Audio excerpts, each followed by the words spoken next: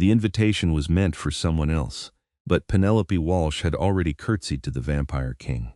Her knees trembled beneath the burgundy gown she'd borrowed from her roommate's costume closet, the one with the absurdly low neckline that made her feel like she was attending a Renaissance fair rather than what she now understood to be an actual diplomatic dinner in the heart of the vampire court.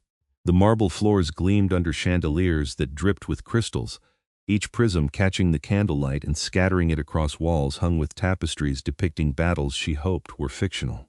The room smelled of old wine, older stone, and something metallic that made the hair on her arms stand up. The man before her, no, not a man. The vampire stood with the kind of stillness that belonged to predators and statues. His hair fell past his shoulders in waves of pure white, contrasting sharply against skin so pale it seemed to glow in the dim light.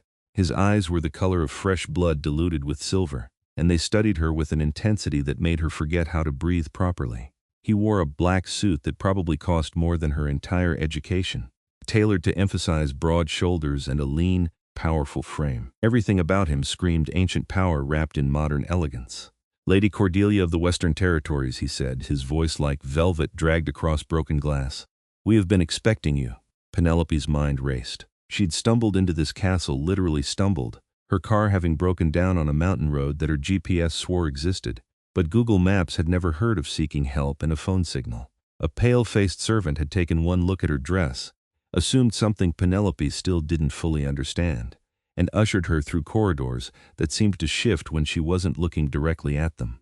Now she stood before vampire royalty who thought she was someone named Cordelia, and every instinct screamed that correcting this mistake would end very badly for her. "Your Majesty," she managed, keeping her voice steady through sheer force of will. Her theater classes in college were finally paying off. The journey was unexpected. Something flickered in those terrible, beautiful eyes. Amusement? Suspicion? She couldn't tell, and that terrified her more than anything else. "I imagine it was," he replied. "I am Konstantin Deveraux, though I suspect you already know that." He gestured to the long table behind him, set for what looked like a feast. "Please join us. We have much to discuss regarding the treaty negotiations." Treaty negotiations, of course. Because Penelope's night couldn't get any more complicated. Other vampires emerged from the shadows. She hadn't even noticed them standing there, which probably should have concerned her more than it did. They all shared that same ethereal quality. White hair in varying lengths, skin like porcelain, eyes that reflected light like a cat's. They wore modern clothing but moved like they'd learned to walk in a different century. A woman in a silver gown that hugged curves that seemed designed to make mortals weep stood to Konstantin's right. A man with scars across his pale throat leaned against a pillar, watching Penelope with unconcealed interest. "My sister Katerina," Konstantin introduced the woman, who smiled with too many teeth. "And my captain of the guard, Lucien." Penelope curtsied again because it seemed like the thing to do. Her mind whirled through possibilities. She could confess right now, throw herself on their mercy, and hope they didn't kill her for the deception. Or she could play along, get through dinner, and escape before anyone discovered the truth. The problem was that she had no idea what this Cordelia person was supposed to be negotiating. No knowledge of vampire politics and no believable excuse for why she couldn't discuss whatever treaty they expected her to discuss. "Shall we?" Konstantin offered his arm. Penelope stared at it for a moment too long before placing her hand lightly on his sleeve. His arm felt like marble under the expensive fabric, cool and unnaturally still. He led her to the table, pulling out a chair with old-world courtesy that would have been charming if she wasn't acutely aware that he could probably snap her neck without wrinkling his suit. The table groaned under the weight of the feast: roasted meats, fresh fruits, bread that steamed when broken open, and wine so dark it looked black in the candlelight. Penelope's stomach growled. She hadn't eaten since breakfast, and that had been a granola bar consumed while running late for her shift at the library. But she waited, watching the vampires, trying to understand the etiquette of a dinner where half the guests didn't actually eat food. Konstantin sat at the head of the table with Penelope on his right. The position of honor, she realized, or the position where he could watch her most closely. "I must confess," he said, pouring wine into her glass with movements too fluid to be entirely natural. "Your acceptance of our invitation surprised me. The Western Territories have been resistant to negotiation in the past. This was a test." Penelope could feel it in the way everyone's attention focused on her, in the sudden stillness that fell over the room. "Times change," she said carefully. "Even in the territories, we cannot remain isolated forever." Wise words.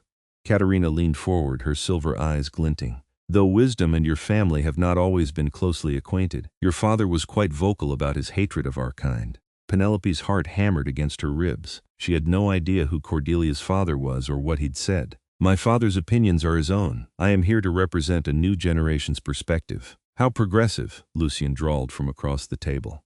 And does this new perspective extend to the matter of blood rights in contested territories? Blood rights. Contested territories. Penelope felt like she was taking a test in a language she'd never studied. She reached for her wineglass, buying time, and took a sip that burned down her throat like liquid courage. I believe, she said slowly, that any discussion of rights must begin with mutual respect and understanding of each other's needs. It was the kind of diplomatic non-answer she'd heard politicians give on television, vague enough to mean anything and nothing. Konstantin's lips curved into something that might have been a smile on someone whose eyes weren't quite so predatory. Eloquently evasive. He murmured, "You are not what I expected, Lady Cordelia. Is that a problem?" The words came out sharper than she'd intended, but she was tired and scared and so far out of her depth that she couldn't even see the surface anymore. On the contrary, he leaned back in his chair, studying her with renewed interest. I find it refreshing. The reports we received suggested you would be as rigid and uncompromising as your predecessors. Instead, you strike me as adaptable. The way he said adaptable made it sound like both a compliment and an accusation. Penelope forced herself to meet his gaze, to not look away even though every instinct screamed that making eye contact with apex predators was a terrible idea. I prefer to think of it as pragmatic, she replied. Rigidity breaks, flexibility endures, indeed. Konstantin's expression shifted into something that looked almost like genuine appreciation. Then let us be pragmatic together. The treaty your territories proposed involves opening 3 cities to vampire governance in exchange for protection and trade agreements. Do you still stand by those terms? 3 cities, vampire governance, protection from what? Penelope had no idea, but she nodded slowly. The terms are a starting point for negotiation, surely. You wish to renegotiate? Katerina's voice could have frozen fire. We were given to understand these terms were final. Nothing is final until it's signed, Penelope said, and immediately wondered if she'd just made a fatal mistake. But Konstantin laughed, a sound like ice cracking on a frozen lake. She has spirit, he said to his sister. I like her. The tension in the room didn't exactly ease, but it shifted, like a storm cloud changing direction. Servants appeared, human servants, Penelope realized with a jolt, their necks marked with small scars that made her stomach turn, and began serving food onto plates. She ate because not eating seemed suspicious, and because the food was actually incredible. Roasted duck with cherries, potatoes that melted on her tongue, vegetables she couldn't name but tasted like they'd been kissed by magic. The vampires didn't eat. They sipped wine that smelled wrong, too coppery, and Penelope tried very hard not to think about what might be mixed into it. Conversation flowed around her discussions of territory borders, of human settlements, of ancient grudges and older alliances. She contributed when directly addressed, kept her answers vague but confident, and prayed that she could maintain the illusion long enough to escape. I propose a game, Konstantin announced suddenly, his voice cutting through the chatter. A test of Lady Cordelia's sincerity and skill. Penelope's blood went cold. A game? A traditional pastime among our kind. Bloodless, I assure you. His smile showed fangs that definitely hadn't been visible before. We play for truth. Each round won earns a question that must be answered honestly. Each round lost requires the same. If you truly come in good faith, you should have nothing to hide. Every fiber of Penelope's being screamed that this was a trap, but refusing would be as good as confessing her deception. What kind of game? Strategy? Wit? Deception. Konstantin stood, moving with that preternatural grace, to a cabinet against the wall. He returned with an ornate box, opening it to reveal a board made of dark wood and white marble, with pieces carved from what looked like bone and obsidian. It has many names. Tonight we will call it Kingmaker. The rules, as Konstantin explained them, were complex enough that Penelope knew she'd never remember them all. Something about controlling territories, about sacrifice and alliance, about knowing when to press forward and when to retreat. It reminded her a bit of chess, a bit of risk, and a lot of nothing she'd ever played before.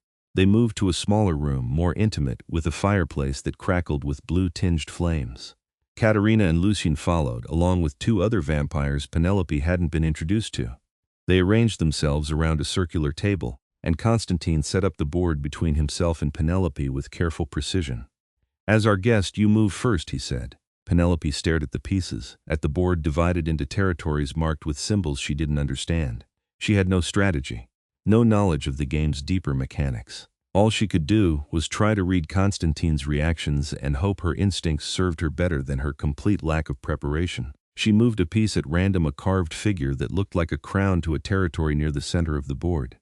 Konstantin's eyebrow rose fractionally, and she couldn't tell if that was good or bad.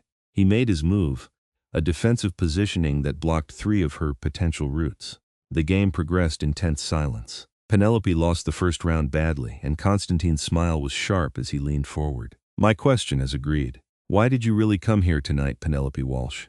The room went absolutely still. Penelope's heart stopped, then started again at triple speed. He knew. Of course he knew. He'd probably known from the moment she walked in. Her voice failed her. Every vampire in the room was staring at her with eyes that reflected the firelight like mirrors. Escape was impossible. Lying was pointless. "My car broke down. I was lost. I came here looking for help, and your servant mistook me for someone else. I didn't mean to deceive anyone. I was just scared." "Terrified," Konstantin corrected, his voice soft. "Your heart is racing like a rabbit's. It has been since you arrived. And yet you sat through dinner, answered questions about politics you clearly know nothing about, and agreed to play a game whose rules you barely understand. Why not simply confess when you had the chance?" "Because I thought you'd kill me," Penelope whispered. "I thought if I could just get through the evening I could escape and you'd never know the difference." Katerina hissed, a sound that raised every hair on Penelope's body. "She made fools of us all. We should drain her for the insult." "Peace, sister." Konstantin held up one pale hand, his eyes never leaving Penelope's face. "She has shown remarkable courage and quick thinking, qualities I admire, and she answered my question with complete honesty as the game demands." "You're not going to kill me?" Penelope's voice cracked on the last word. "The night is young. I haven't decided yet." But his tone suggested something other than murder, a dark amusement that was somehow more unsettling than outright hostility. "For now we continue the game. Your move." Penelope's hands shook as she reached for her pieces. She had no reason to trust him, no guarantee that he wasn't simply toying with her before delivering whatever punishment vampires dealt to humans who stumbled into their courts uninvited. But she moved her piece, and Konstantin moved his, and the game continued. This time, she won. Not through skill but through what Konstantin called inspired recklessness, a series of moves that made no tactical sense but somehow left his king piece vulnerable. She stared at the board in disbelief, then at him. "Your question," he prompted. Penelope's mind raced through 1,000 possibilities. She could ask how to escape, could ask what he planned to do with her, could ask about the real Cordelia and what would happen when she arrived. Instead, she heard herself say, "Why did you let me win?" His expression shifted, something almost like respect flickering across his perfect features. "What makes you think I did?" "Because you've been playing this game for probably centuries, and I learned the rules 10 minutes ago. Either you let me win, or you're testing something else." "Clever girl." Konstantin leaned back, his fingers steepled beneath his chin. "I wanted to see what you would ask when given the opportunity. Most would seek information to aid their escape or survival. You asked why I showed you mercy. That tells me something about your character." "Which is?" "That counts as a second question. You'll have to win another round." His smile was dangerous and beautiful. "Play." They played through the night, and with each game, Penelope began to understand the deeper rhythms of the strategy. She lost more than she won, and each loss cost her answers she'd rather not have given. Where she lived, what she did for work, whether she had family who would miss her. Konstantin absorbed each answer with that same intense focus, like he was building a portrait of her piece by piece. When she won, she asked about him. How old he was. "Old enough to have seen empires rise and fall," he said, which wasn't really an answer. Why he became king, through blood and necessity, which also wasn't really an answer. Whether he enjoyed ruling some days more than others, which was the first response that felt entirely honest.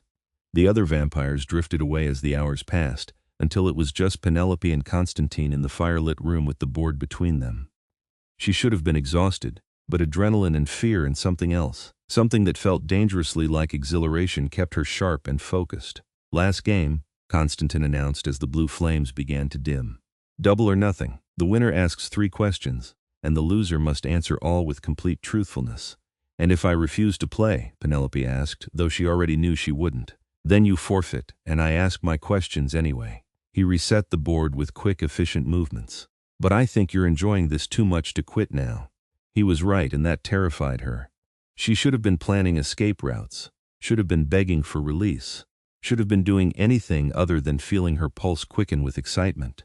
as he explained the modified rules for this final game. They played with a ferocity that had been building all night.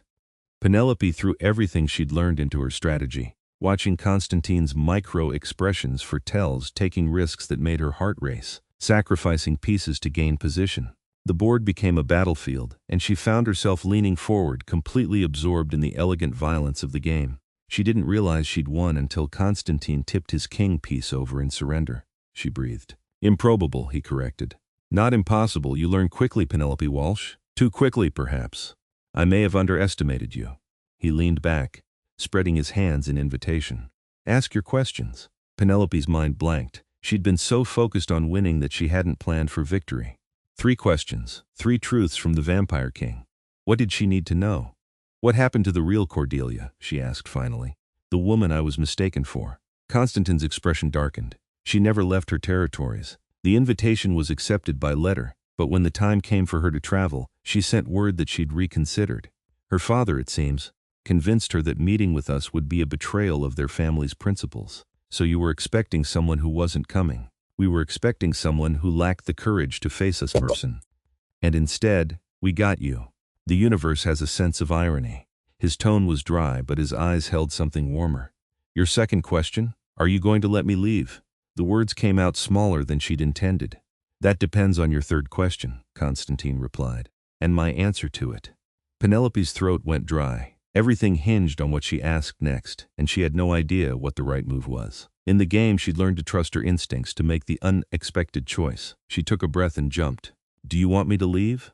The silence that followed felt like standing on the edge of a cliff. Konstantin's eyes locked onto hers, and she saw something ancient and hungry stir in their depths. No, he said softly. I don't. You interest me, Penelope Walsh. You walked into a den of predators and survived through nothing but quick thinking and remarkable composure.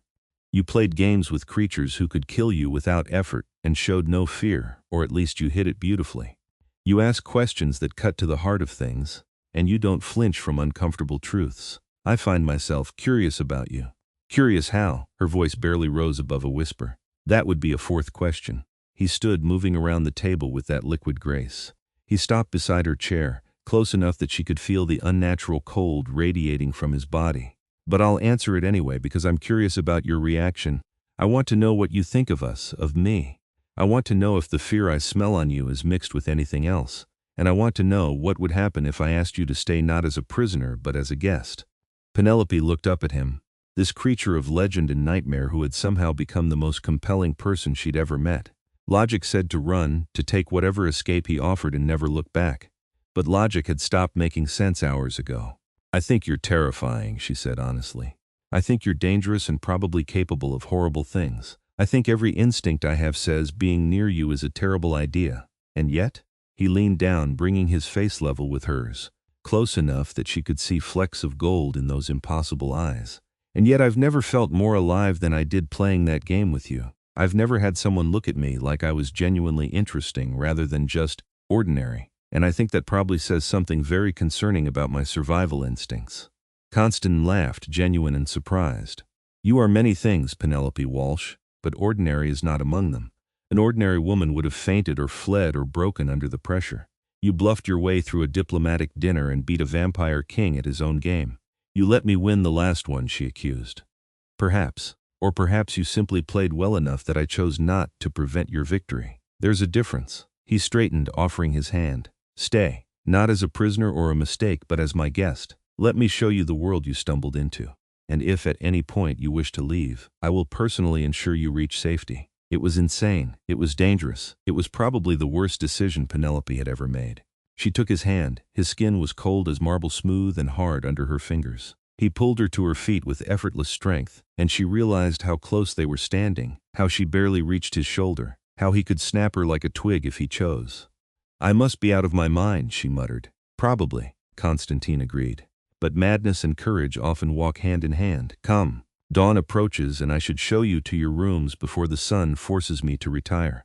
He led her through the castle, and this time Penelope paid attention to the route. Corridors lined with portraits of pale-faced nobility, windows covered with heavy curtains, floors that shifted between stone and marble and dark wood. They passed other vampires, all of whom stopped to stare at the human woman walking beside their king. Penelope kept her spine straight and her chin up, refusing to show the fear that still hummed through her veins. The rooms he showed her to were more luxurious than any place Penelope had ever stayed. A four-poster bed dominated the space, draped in midnight blue silk. A fireplace crackled with normal-colored flames. Bookshelves lined one wall, filled with leather-bound volumes. French doors opened onto a balcony that overlooked mountains painted pink and gold by the approaching sunrise. "The door's locked from the inside," Konstantin said, standing in the doorway. "No one will enter without your permission. Food will be brought at regular intervals. Though I apologize in advance if our kitchens are unfamiliar with human preferences. We don't often host mortals." "Why are you being kind to me?" Penelope asked. "I'm no one. Nothing. A human who stumbled into something she doesn't understand." "You're a mystery," Konstantin replied. "And I have lived long enough that mysteries are rare and precious. Sleep, Penelope Walsh. Tonight when I rise, we'll continue our conversation." He left, closing the door with a soft click. Penelope stood in the center of the opulent room, trying to process everything that had happened. 12 hours ago, she'd been a graduate student working part-time at a library, her biggest concern the paper due next week. Now she was a guest in a vampire's castle, having caught the interest of a creature who'd lived for centuries. She should have been terrified. Part of her was. But another part, the part that had come alive during the game, that had felt seen and challenged and genuinely engaged for the first time in longer than she could remember, hummed with anticipation for what came next.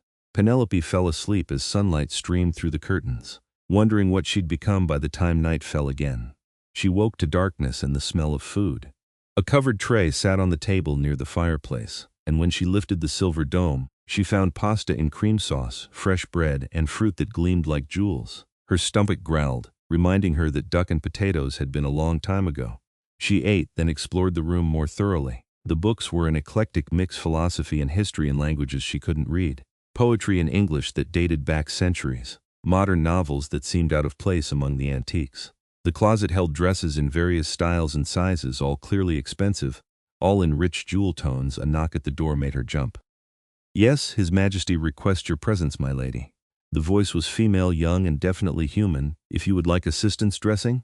Penelope opened the door to find a girl who couldn't have been more than 20, wearing a simple black dress with a white apron.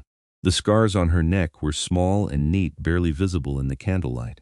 "I can manage, thank you," Penelope said, then hesitated. "What's your name?" The girl looked surprised, like she hadn't expected to be asked. "Margaret, my lady. I'm Penelope. Just Penelope, not my lady. Can I ask, do you work here by choice?" Margaret's expression shuddered. "I have a contract with the court. 5 years of service in exchange for protection for my family and a settlement when my term ends. It's a fair arrangement," and the Penelope gestured vaguely at her own neck. "Part of the contract. They feed carefully and it doesn't hurt much." Margaret's smile was strained. "Will you need help selecting a gown?" Penelope wanted to ask more questions, wanted to understand the dynamics of this world she'd fallen into. But Margaret's discomfort was obvious, so she just nodded and let the girl help her into a dress of deep emerald that brought out the gold in her brown eyes. Konstantin waited in a library that could have swallowed her childhood home. Floor-to-ceiling shelves held thousands of books, and a fire roared in a fireplace large enough to stand in.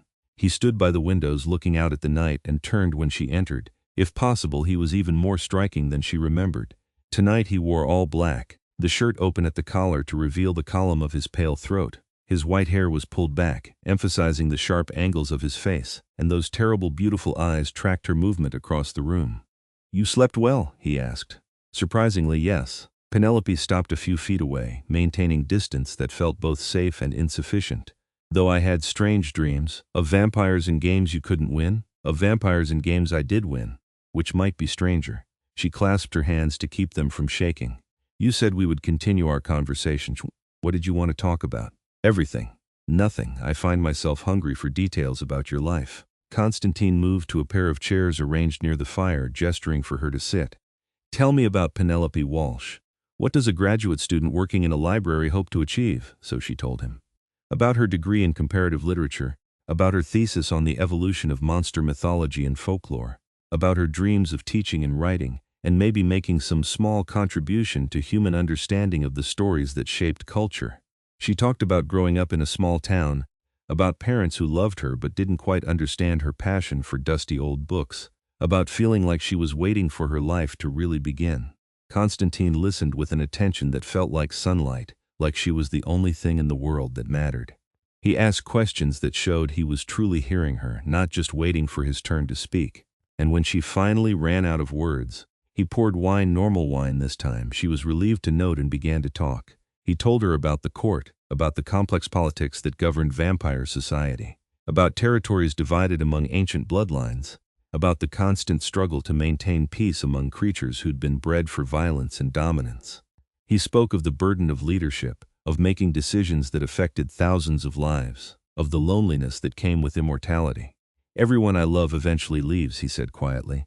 "Either they die as humans do, or they drift away, as immortals eventually must when the weight of years becomes too much. I have ruled for 3 centuries, and in that time I have watched kingdoms rise and fall, have seen technology transform the world beyond recognition, have witnessed the best and worst of both human and vampire nature. And through it all, I remain unchanging, eternal, alone." Penelope's heart ached at the raw honesty in his voice. "Is that why you wanted me to stay? Because I'm temporary, and that makes me safe? Safe?" Konstantin's laugh was bitter. "You are the opposite of safe, Penelope Walsh. You are dangerous and disruptive and entirely too brave for your own good. I wanted you to stay because you looked at me like I was a person rather than a monster or a king, because you played games with me like an equal rather than a subject, because for the first time in longer than I can remember, I felt genuinely interested in what tomorrow might bring." The air between them felt charged, heavy with things neither of them were saying. Penelope knew she should be careful, should maintain distance, should remember that he was a vampire and she was human, and nothing good could come from the attraction she felt pulling her toward him. "What happens when I want to leave?" she asked instead. "When I've satisfied your curiosity and the novelty wears off, then I keep my word and you go home." Konstantin leaned forward, his eyes intense. "But I hope you'll stay long enough to satisfy your own curiosity first. You study monster mythology. Here's your chance to learn from the source." It was a compelling offer, and they both knew it. Penelope thought about her thesis, about the papers she could write, about the understanding she could gain. But more than that, she thought about the way her pulse raced when Konstantin looked at her, about the thrill of matching wits with someone who challenged her, about feeling truly alive in the presence of something that should by all rights terrify her. "Teach me then," she said, "about your world, your people, your history, and in exchange I'll tell you about mine." "Fair trade?" "Fair trade," Konstantin agreed, and his smile was warm enough to make her forget just for a moment that he was a creature who drank blood to survive. The days, or rather, nights that followed fell into a pattern. Penelope would wake at dusk, dress with Margaret's help, and join Konstantin in some new part of the castle. He showed her the throne room where he held court, all black marble and blood-red banners. The training grounds where vampire warriors practiced with weapons that gleamed like starlight. The gardens that bloomed only at night, filled with moonflowers and ghost orchids and plants she had no names for. They talked for hours, conversations that ranged from philosophy to politics to the small mundane details of daily life. Konstantin was wickedly funny when he let his guard down, with a dry wit sharpened by centuries of observation. He challenged her assumptions, argued with her interpretations, and listened when she pushed back with her own theories and ideas. She met other members of the court.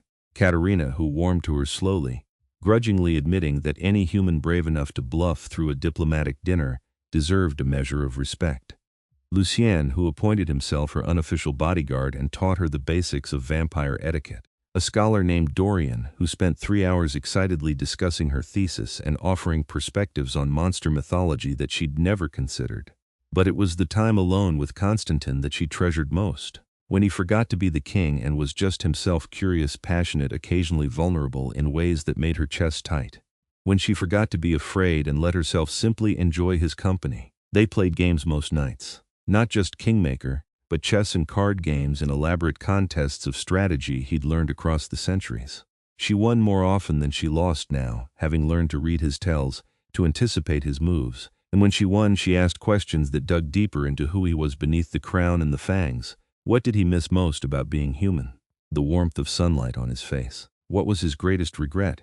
Not saying goodbye to his sister before she died centuries ago. What did he fear? Forgetting what it meant to feel, to care, to be more than just an ancient monster playing at civilization. When he won, he asked about her, her dreams, her fears, her past relationships and why they'd failed. She answered honestly, partly because the game demanded it, partly because she wanted him to know her as thoroughly as she was coming to know him.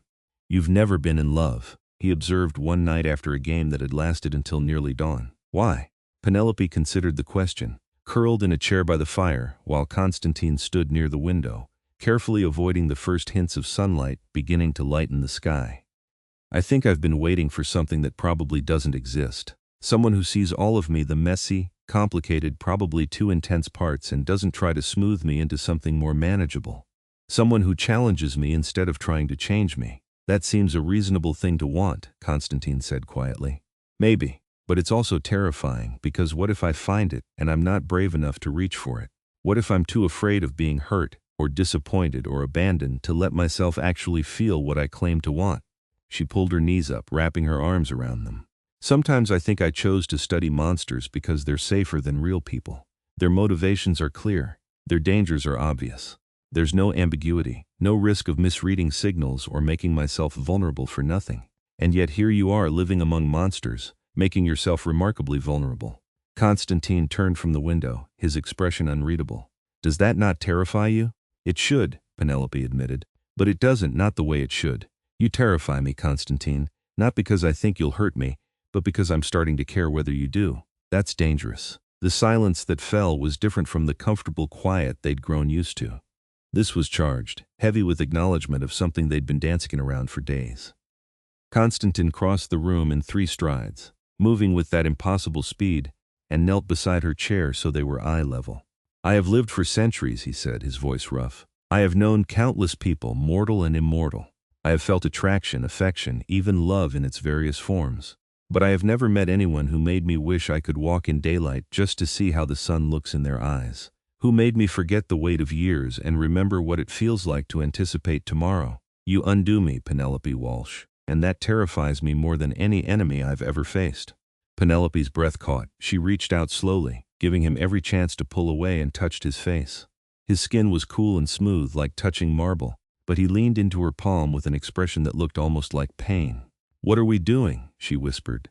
Something inadvisable, Konstantin replied. Something that will likely end in heartbreak for one or both of us. Something I cannot seem to stop wanting despite every rational argument against it. I should go home, Penelope said, not moving her hand. I should thank you for your hospitality and leave before this becomes more complicated. You should, he agreed. But you won't, 'cause you're too curious, too brave, too hungry for the truth to walk away from a mystery. And I am the greatest mystery you've ever encountered. He was right, and they both knew it. Penelope leaned forward, closing the distance between them until she could feel his unnecessary breath ghost across her lips. This is a terrible idea. The worst, Konstantin murmured and kissed her. His mouth was cool against hers, gentle despite the fangs she could feel behind his lips. He kissed like he had all the time in the world, like he wanted to memorize every detail, like she was something precious he was afraid of breaking. Penelope's heart raced, her hands sliding into his hair, pulling him closer, even though closer meant danger, meant teeth, meant a predator who could kill her without effort. She didn't care. All she cared about was the way he made a sound low in his throat when she deepened the kiss, the way his hands came up to frame her face with shocking gentleness, the way the world narrowed to just this moment, this feeling, this impossible connection between a human and a vampire who had no business wanting each other. Konstantin pulled back first, resting his forehead against hers. The sun, he said roughly. I must go before it rises fully, or I'll be trapped here until nightfall. Would that be so terrible? Penelope asked, not ready to let him go. For you to watch me slip into something like death for 12 hours? Yes, I would spare you that. He kissed her forehead, her cheeks, the tip of her nose. Sleep, dream, when you wake, I'll be waiting. He left in a rush of movement too fast to follow, and Penelope sat in the chair as sunlight spilled through the windows. Her fingers pressed to her lips, wondering what she'd just done. She should have felt afraid. Should have been planning her escape. Should have been reminding herself that vampires were dangerous. That this was a fantasy that couldn't last. That she was setting herself up for heartbreak. Instead, she felt alive in a way she'd never experienced, every nerve singing with the memory of his touch. Margaret found her still sitting there an hour later, staring into the dying fire. My lady, are you well? I'm in love with a vampire, Penelope said wonderingly. I've known him less than a week, and I'm in love with a vampire king. To her credit, Margaret didn't look shocked. His Majesty is easy to love when he lets himself be seen. But you should know there are those in the court who won't approve, who will see you as a distraction, a weakness to be exploited. Has he done this before, taken human lovers? Not in my time here, and I've been with the court for 3 years. There have been vampire consorts, political alliances, brief affairs. But nothing that looked like what I see when he watches you." Margaret helped her to her feet. "Just be careful, my lady. The court can be dangerous for humans, even those under the king's protection." Penelope nodded, filing the warning away. But as she slept that day, curled in silk sheets that smelled faintly of night-blooming flowers, she dreamed not of danger but of silver eyes and cool hands and the feeling of being completely, utterly seen. When she woke, she found a note on her bedside table in elegant script. "The gardens at moonrise. Come find me." She dressed in a gown of midnight blue, left her hair loose down her back, and made her way to the gardens as the moon rose full and bright over the mountains. The night-blooming flowers were in full glory, their perfume thick on the air, and she found Konstantin standing beneath an arbor covered in white roses that glowed like captured moonlight. "You came," he said, as if there had been any doubt. "You knew I would." Penelope took his offered hand, letting him pull her close. "Margaret warned me that the court won't approve of this, of us. The court will accept what I tell them to accept." His arms came around her waist, solid and sure. "But she's not wrong that there will be resistance, possibly danger. I can protect you from external threats, but palace politics are more subtle. If you want to go home to escape this complication, I will understand." "Stop giving me exits," Penelope said, frustrated. "Stop assuming I'll run at the first sign of difficulty. I'm here because I choose to be, because you matter to me, because whatever this is between us, I want to see where it goes.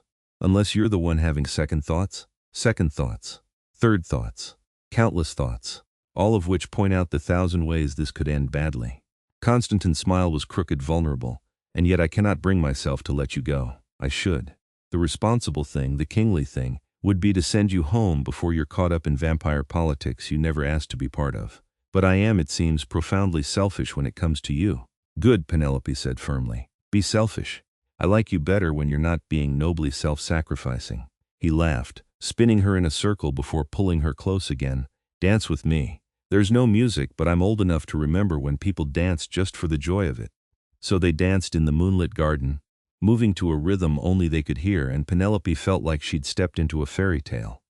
Except this was real, the solid cool of his body against hers, the way he looked at her like she hung the moon, the feeling of being exactly where she was meant to be. "Tell me about your human life," she said as they swayed together. "Before you were turned, do you remember it?" "Some of it. I was a minor noble's son, educated but unimportant. I studied law and philosophy, dreamed of making a difference in the world. Then plague came to my city." His voice was distant, lost in memory. "I fell ill. I was dying, delirious with fever, when Dorian found me. He was younger then, newly made himself, and he thought he was saving me by offering the gift of immortality. I've never been certain if he was right. Do you regret it? Being what you are?" "Some days, yes. Some days, no. And some days, like today, I find myself grateful for every year that led to this moment." He pulled back enough to look at her. "What about you? Any regrets?" "I regret not checking my car more carefully before driving into the mountains," Penelope said lightly.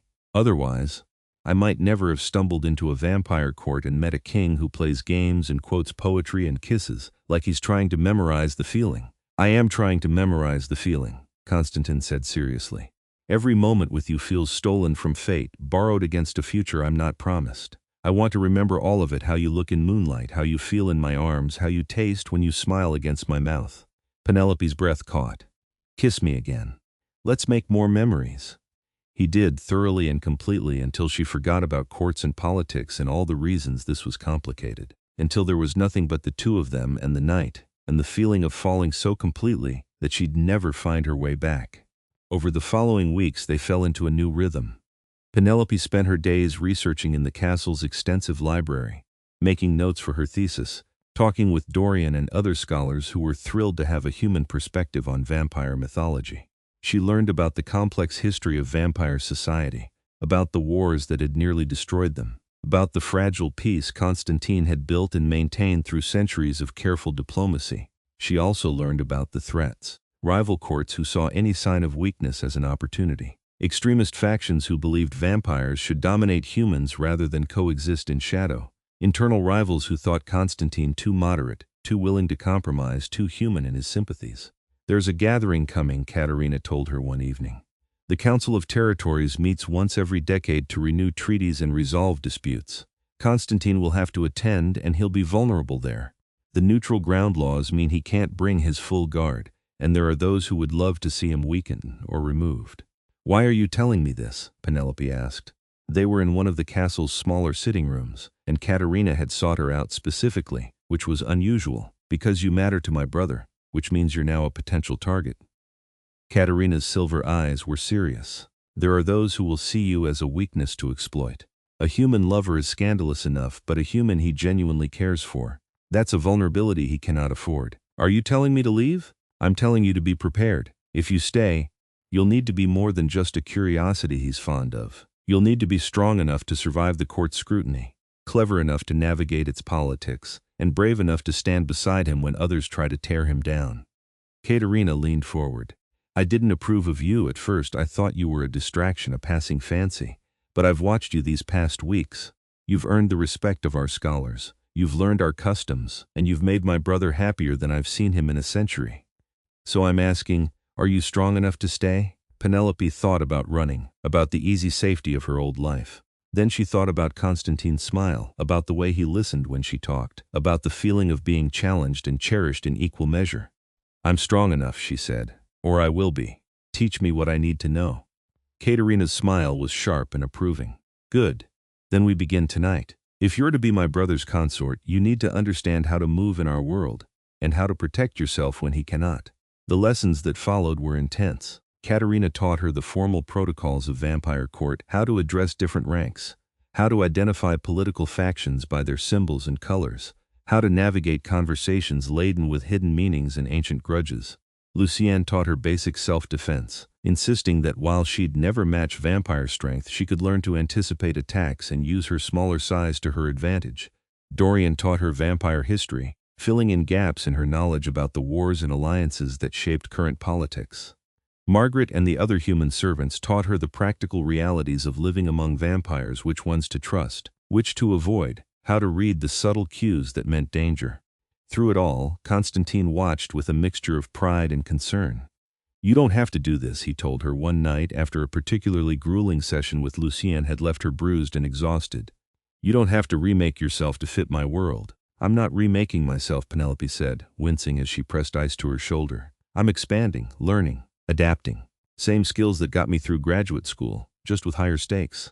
The stakes couldn't be higher, Konstantin said quietly. The council gathering is in 3 days. I want you to come with me. As my companion, my consort, he hesitated over the word. Your what? Penelope prompted.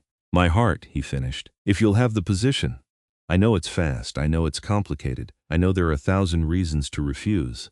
But I've lived long enough to know that what we have is rare, perhaps unique. I don't want to waste time pretending it's anything other than what it is. Penelope set down the ice pack. And what is it? Love, Konstantin said simply. Terrifying, ill-advised, completely impractical love. I love you, Penelope Walsh. I love your courage and your quick mind and the way you challenge me to be better than I am. I love how you see me not the king, not the monster, but the man I still am beneath the centuries.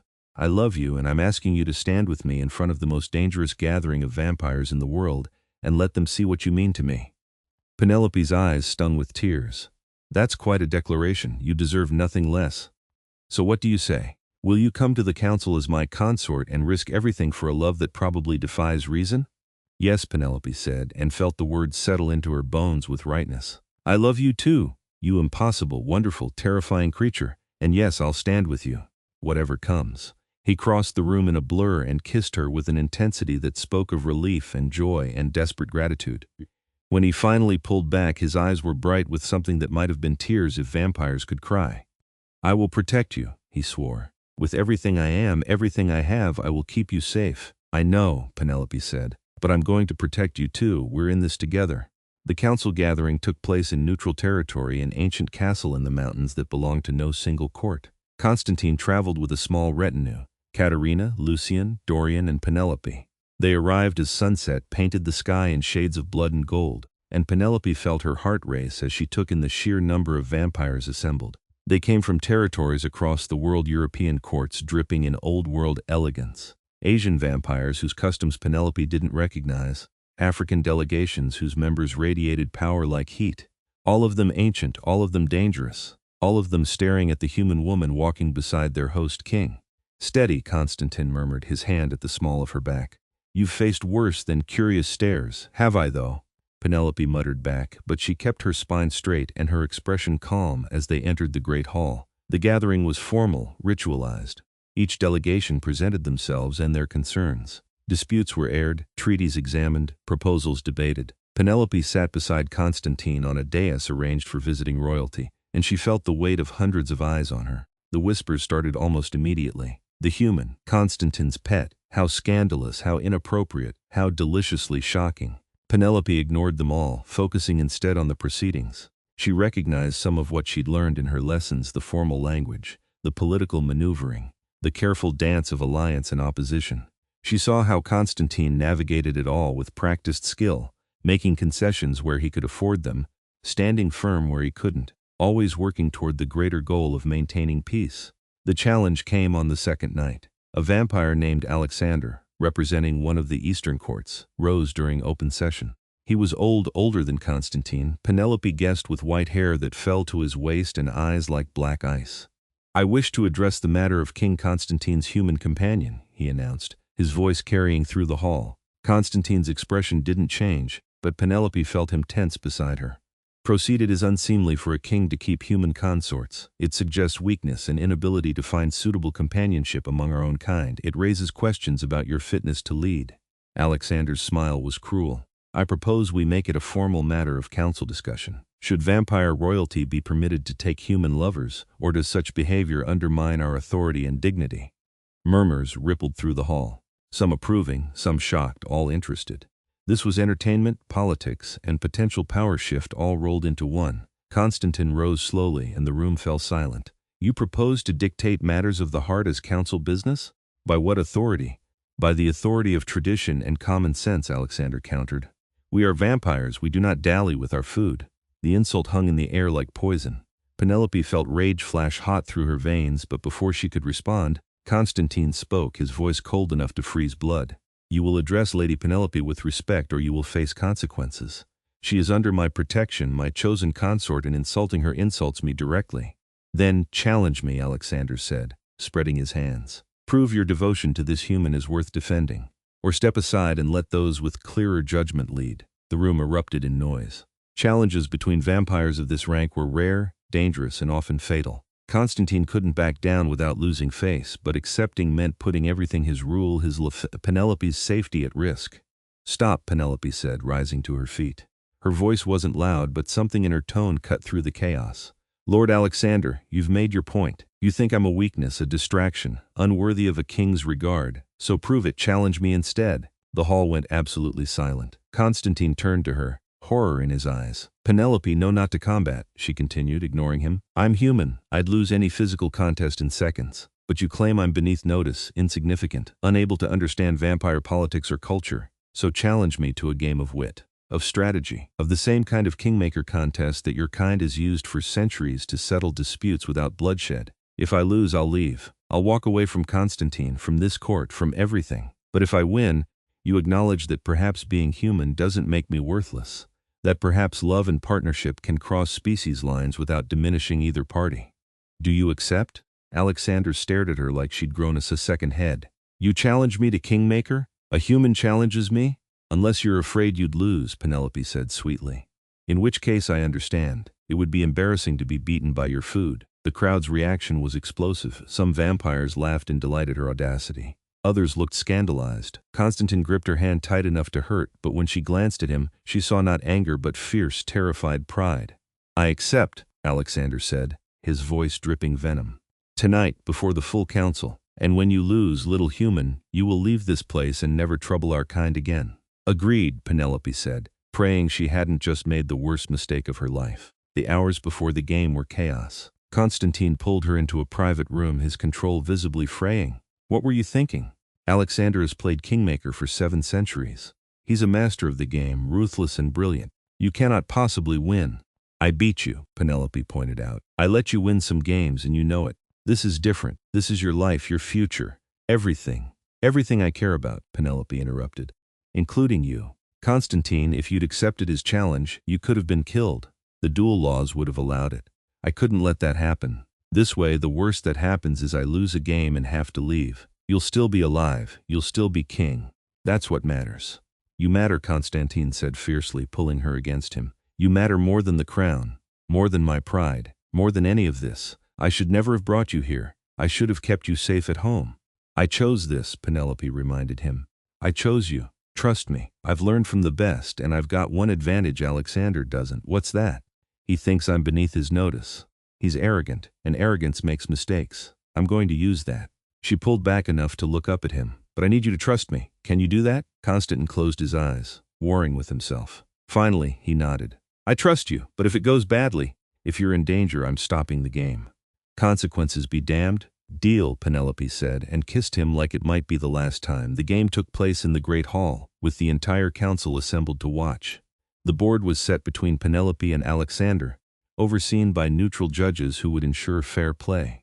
The rules were explained, though both players knew them well enough. Penelope sat across from a vampire who'd lived through empires and wars, who'd forgotten more about strategy than she'd ever learn, who looked at her like she was an amusing insect about to be crushed. She thought about everything Konstantin had taught her, about the games they'd played, about reading opponents and taking risks and knowing when to sacrifice pieces for position. She thought about love and courage, and the fact that sometimes the only way through fear was straight ahead. Begin, the judge announced. Alexander opened with an aggressive strategy, pressing forward with pieces designed to dominate the center of the board. It was classic, powerful, the approach of someone who'd won countless times through sheer overwhelming force. Penelope played defensively at first, giving ground, letting him think he was winning easily. She saw his confidence grow, saw him start to relax, saw him make the same mistake Konstantin had warned her about. Assuming that early advantage meant inevitable victory, she waited until he was overextended, his pieces committed to attacks that left gaps in his defense. Then she struck a series of moves that came so fast Alexander barely had time to respond. She sacrificed her queen piece, the most powerful on the board, to open a path to his king. Murmurs rippled through the watching vampires. Sacrificing the queen was either brilliant or suicidal, and no one was sure which yet. Alexander hesitated, studying the board with new respect. He made his move, blocking her most obvious route. But Penelope had anticipated that, and her next move came from an angle he hadn't protected. The game evolved into a brutal chess match of wits. Alexander was brilliant, his centuries of experience evident in every calculated move. But Penelope was creative, unpredictable, willing to take risks that more experienced players would never consider. She used tactics she'd learned from Konstantin, combined with strategies from her own understanding of game theory and risk assessment. Hours passed. The hall stayed silent, except for the click of pieces on the board. Penelope's head pounded with concentration, her eyes burning from staring at the board, her hands shaking from adrenaline and exhaustion. But she saw it. 3 moves ahead, she saw the path to victory. It required precision, required Alexander to respond exactly as she predicted, required a gamble that would either win the game or lose it instantly. She made her move. Alexander stared at the board, his expression shifting from confident to concerned to shocked as he saw what she'd seen. Impossible, he breathed. Check, Penelope said quietly, and in 2 more moves, mate. You can play it out if you want, but the outcome is decided. Alexander studied the board for a long moment, searching for an escape that didn't exist. Finally, he tipped his king piece over in surrender. The hall erupted. Vampires who'd lived for centuries, who'd seen wonders and horrors beyond human imagination, were on their feet, shouting in amazement and approval. Penelope just sat there, trembling, barely able to believe what she'd done. Konstantin was beside her in an instant, pulling her to her feet, holding her like he'd never let go. You magnificent, terrifying, impossible woman, he said into her hair. You beat him. You actually beat him. I had a good teacher, Penelope managed. Then her knees gave out and he caught her, sweeping her into his arms. Alexander stood slowly, his expression unreadable. For a moment Penelope feared he'd contest the result, claim some violation of the rules. Then he bowed, a formal gesture of respect. Lady Penelope, he said, his voice carrying through the hall, I stand corrected. You are neither weak nor insignificant. Any who doubt your worthiness to stand beside our king need only look to this game. You have earned my respect and my apology. The formal acknowledgement sealed it. Penelope had won not just the game but the political battle it represented. She'd proven herself in the eyes of the council, demonstrated that being human didn't make her unworthy of a place in vampire society. The rest of the gathering passed in a blur. Vampires who'd ignored her before sought her out, curious about the human who'd beaten one of their finest strategic minds. Treaties were signed, alliances renewed, disputes settled. And through it all, Konstantin stayed close, his pride in her evident in every glance, every touch, every word. On the last night, as they prepared to leave, Katerina found Penelope on one of the castle's balconies, looking out at the mountains. "You've changed everything," Katerina said without preamble. "The council will talk about tonight for decades. A human beating Alexander at Kingmaker. It's unprecedented." "I was lucky," Penelope said. "You were brilliant and brave, and exactly what my brother needed." Katerina moved to stand beside her. "I owe you an apology. I didn't think you'd last a week. I thought you'd run at the first real taste of our world's dangers. Instead, you've proven stronger than most vampires I know. I'm proud to call you sister if you'll accept the title." Penelope's eyes stung. "I'd be honored." They stood together in companionable silence, watching the stars. Finally, Katerina spoke again. "He wants to offer you the gift, immortality, the chance to stay with him not just for your human lifetime but for centuries. Will you accept if he asks?" Penelope had been thinking about that question since the night Konstantin first kissed her. "I don't know," she admitted. "There's so much I'd gain time with him, the chance to learn and grow and see the world change, but also so much I'd lose. Sunlight, a normal human life, the chance to grow old naturally. I don't know if I'm ready for that choice." "Then tell him that," Katerina advised. "He'll understand. He'd rather have you as you are for your mortal lifetime than lose you by pushing too hard for forever." When Penelope returned to their shared chambers, she found Konstantin waiting, and the conversation they had was long and honest and sometimes painful. He admitted his fear of losing her to age and time. She admitted her uncertainty about trading her humanity for immortality. They talked through the night, exploring possibilities and concerns, and by dawn they'd reached an understanding. They would take it one day at a time, enjoy what they had for as long as they had it, and when the time came to make harder choices, they'd make them together. The return to Konstantin's castle felt like coming home. Penelope settled into her new role as the king's consort, navigating the complex politics of the court with growing confidence. She continued her research, working with Dorian to document vampire history from both mortal and immortal perspectives. She trained with Lucienne, growing stronger and more capable of defending herself. And she loved Konstantin with a fierceness that surprised her. Loved his dry humor and his moments of vulnerability. Loved how he listened to her opinions and valued her input on court matters. Loved the way he looked at her like she was the most precious thing in his very long life. Months passed, then a year. Penelope's thesis became a book, published to acclaim in academic circles who thought it was brilliant fiction rather than carefully researched fact. She learned to move through vampire society with grace, earning respect and even friendship from creatures who'd initially dismissed her. But she also felt time's passage in a way Konstantin couldn't. Saw the first fine lines appearing at the corners of her eyes. Noticed that recovering from training sessions took a bit longer than it used to. Small things, but they reminded her that she was mortal in a court of immortals. "You're thinking too loudly," Konstantin said one night as they lay together in his chambers. "What troubles you, time?" Penelope admitted. "The difference between your time and mine. You said we'd take it day by day, and we have, but eventually we'll have to address the elephant in the room. I'm going to age. I'm going to die. Probably within the next 50 or 60 years if I'm lucky, and you'll go on for centuries without me." Konstantin was quiet for a long moment. "I've been thinking about that too. And I've come to a decision if you'll hear it. Always, I won't ask you to become what I am. The gift of immortality is not truly a gift, it's a burden, a choice that can never be unmade. I won't push you into that decision, won't pressure you to trade your humanity for the sake of staying with me." He pulled her closer, his cool body a familiar comfort. "But I will love you for every day you choose to stay. Whether that's 50 years or 5, whether you remain human or eventually choose to transform, whether we have forever or just this moment. You have given me more joy in these months than I've known in centuries. That is enough." "But what about when I'm gone?" Penelope's voice cracked. "What about when you're alone again? Then I'll remember you. I'll carry the memory of your laugh and your courage and the way you made me feel alive again. And maybe someday I'll be able to love again without feeling like I'm betraying what we had." He kissed her temple. "You are not responsible for my eternity, Penelope.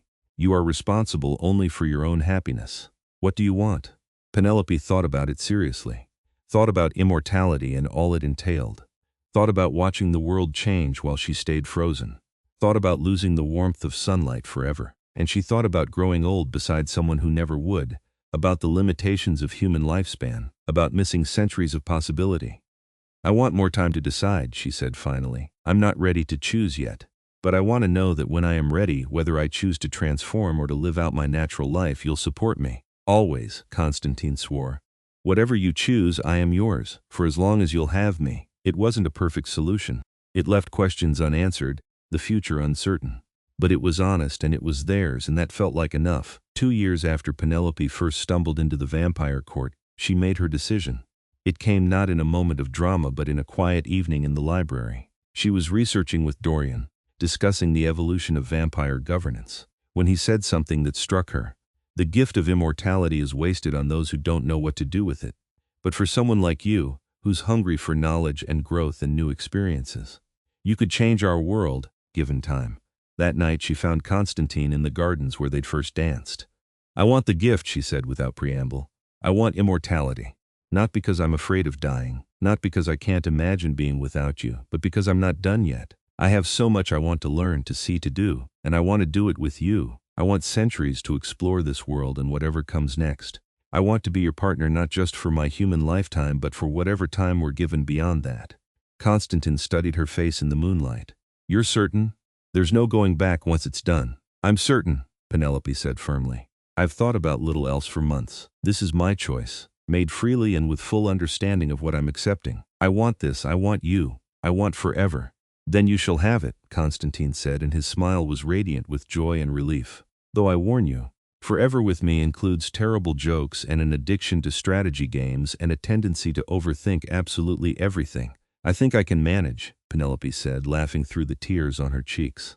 The transformation was planned carefully, with protocols observed and preparations made. Penelope said goodbye to her human life, contacted her family with a story about taking a position abroad, wrapped up her academic commitments, made peace with the life she was leaving behind. On the night of the transformation, Konstantin took her to his private chambers. The process was intimate, sacred, requiring trust and blood, and a willingness to surrender to something both terrifying and wondrous. It will hurt, he warned, and then you'll sleep for 3 days while the change takes hold. When you wake, you'll be different. Stronger, faster, but also forever changed. Are you ready? I'm ready, Penelope said, and meant it. His bite was sharp and cold, and she felt her life flowing out into him.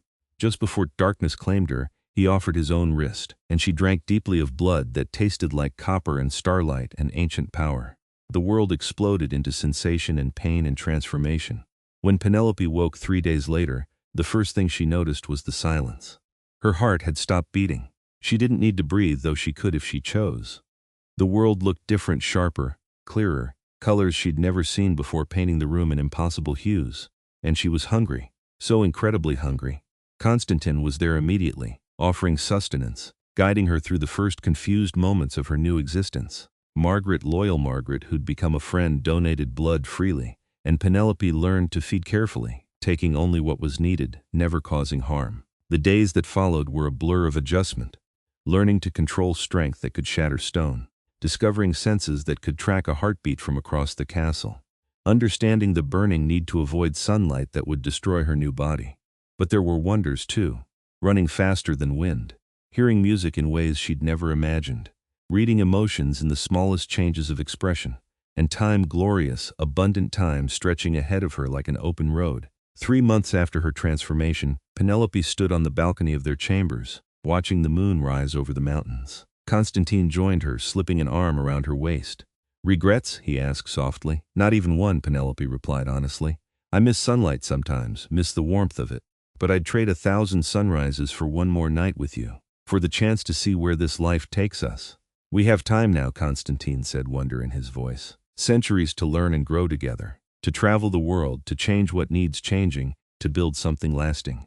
You and I together, Penelope agreed, turning in his arms to kiss him properly. For as long as forever lasts. Below them, the castle hummed with life, vampire and human working in carefully maintained balance. The court had accepted Penelope's transformation with surprising grace, respecting both her proven worth and Konstantin's clear devotion. Katerina had thrown a celebration that lasted 3 nights. Lucien had immediately started planning more intensive combat training. Dorian had presented her with a list of research projects that would take decades to complete. Penelope had found her place in this strange, dark, beautiful world, not as a victim or a curiosity, but as a full member of vampire society, as Konstantin's partner and equal, as someone who'd stumbled into the extraordinary and chosen to stay. "I love you," she said, the words as true as they'd ever been. "My impossible, wonderful king." "And I love you," Konstantin replied. "My brave, brilliant queen, thank you for choosing me, for choosing this life, for giving me forever." They stood together as stars wheeled overhead, and the night sang its ancient songs. Two souls who should never have met, should never have loved, should never have worked but did. Against all odds and logic and reason, they'd found each other and built something real. The future stretched ahead, full of promise and possibility. There would be challenges. Vampire politics never stayed simple for long, and immortality brought its own complications. But they would face those challenges together, as they'd faced everything else. For now, though, there was just this moonlight and love and the feeling of being exactly where they belonged. The human who'd bluffed her way through a vampire's dinner had become a vampire herself, choosing love over fear, forever over safety. And the vampire king who'd let her win that first game had gained something more precious than any crown. He'd gained a partner, a love, a future worth living. Together they walked back inside, ready to face whatever came next. The night was young, and they had all the time in the world. The story of Penelope Walsh and Konstantin Deveraux had only just begun, and it would be told for centuries to come, a reminder that love could bridge any divide, that courage came in unexpected forms, and that sometimes the best things in life came from stumbling into the wrong castle at exactly the right time. Years became decades, and decades became centuries. Penelope grew into her power, becoming a voice for human-vampire cooperation, using her unique perspective to bridge worlds that had been separate for too long. She and Konstantin ruled together, a partnership that strengthened rather than divided, that showed their people what was possible when old prejudices were set aside. They traveled the world, saw civilizations rise and fall, witnessed wonders and horrors and everything in between. They fought battles and made peace, faced enemies and celebrated victories, weathered the storms that came with immortality. But through it all, they held fast to what mattered. The love they'd found in a moonlit garden, the trust built through games and honest conversation, the choice they'd made to be together despite every obstacle. On their 100th anniversary together, Konstantin found Penelope in their private library, reading by firelight. "Do you remember the night we met?" he asked, settling beside her. "How could I forget? I curtsied to a vampire king while wearing a borrowed dress and hoping he wouldn't notice I had no idea what I was doing." Penelope laughed at the memory. "I was so terrified." "You were magnificent," Konstantin corrected. "You walked into the unknown with your head high and your wits sharp. You faced down a room full of predators and not only survived but thrived. I was lost from that first moment." "We were both lost," Penelope said softly. "And somehow we found each other. Despite the odds, despite the impossibility, despite everything that should have kept us apart." "Fate has a sense of humor," Konstantin agreed. "Sending me a human who studies monsters, who stumbles into my court by accident, who beats me at my own games and steals my heart in the process." "I prefer to think of it as destiny," Penelope said. "Everything in my life led me to that mountain road, to that broken-down car, to your castle door. Every choice, every moment, all of it pointing toward you. Toward this. Toward forever." Konstantin pulled her close, and they sat in comfortable silence as the fire crackled and time flowed around them like a river. They had centuries more ahead of them, more adventures and challenges and joys than they could imagine. But this moment, right now, was perfect, complete, everything they needed. The vampire king and his queen, bound by love and choice and the magic of two souls finding their match across impossible divides. Their story would continue, would grow and change and evolve with the passing years. But the heart of it would remain the same. A human who'd been mistaken for someone else, who'd bluffed her way through dinner, and a vampire who'd let her win the game not out of mercy, but out of recognition that he'd finally found his equal. Together, they had forever, and they intended to make the most of every moment.